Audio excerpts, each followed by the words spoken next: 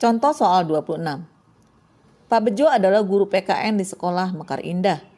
Dia tinggal di desa Mangunharjo. Siska adalah tetangga dari Pak Bejo. Setiap pembagian hasil evaluasi, Siska selalu diberi nilai 85 oleh Pak Bejo. Sementara Rudi, siswa yang paling pintar di kelasnya, hanya mendapat 80. Dari kasus di atas, artinya Pak Bejo tidak melaksanakan prinsip penilaian. A. Adil, B. Objektif, C. Menyeluruh, D. Sistematis, E. Beracuan kriteria.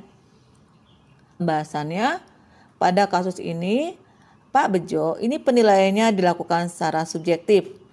Karena Siska adalah tetangganya, maka Siska diberi nilai besar oleh Pak Bejo. Berarti dalam hal ini Pak Bejo melakukan penilaiannya tidak objektif. Objektif itu berarti penilaian didasarkan pada prosedur dan kriteria yang jelas, tidak dipengaruhi oleh subjektivitas penilai. Jadi jawaban untuk contoh soal 26 ini adalah yang B, objektif. Contoh soal 27.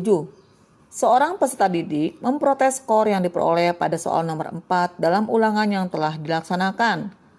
Menurut siswa tersebut, seharusnya mendapatkan skor 5. Akan tetapi, guru memberikan skor 3. Guru tersebut menjelaskan pembobotan nilai pada soal tersebut dengan menjelaskan kriteria penskoran yang terdiri dari 0, 1, 2, 3, 4, 5. Peserta didik pun mengerti dan menerima skor tersebut.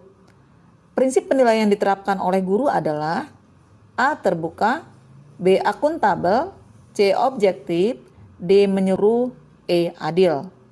Pembahasannya, guru tersebut menjelaskan pembobotan nilai pada soal dengan menjelaskan kriteria penskoran yang merupakan prinsip penilaian akuntabel, di mana dapat dipertanggungjawabkan baik dari segi teknik, prosedur, maupun hasilnya.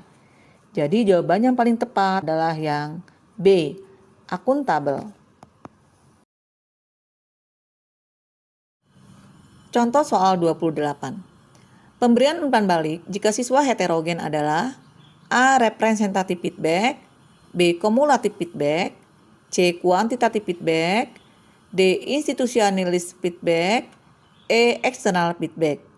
Pembahasannya, representatif feedback itu adalah sebuah feedback yang dimana akan dianggap mampu di dalam memberikan perwakilan komunikan secara keseluruhan, meskipun dari yang memberikan hanyalah untuk sebagian orang-orang itu saja.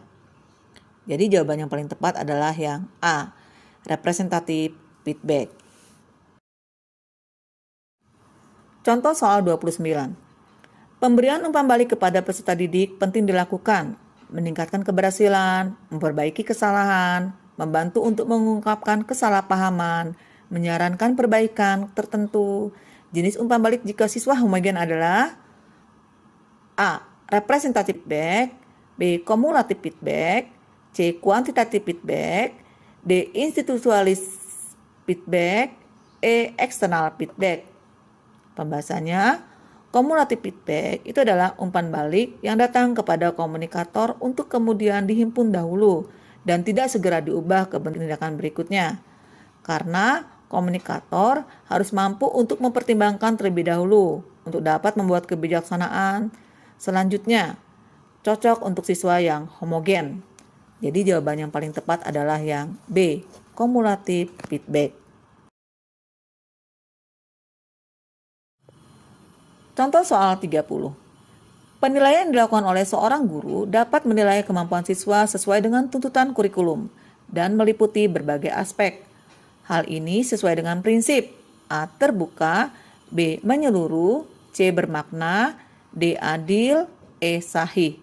Jawaban yang paling tepat adalah menyeluruh.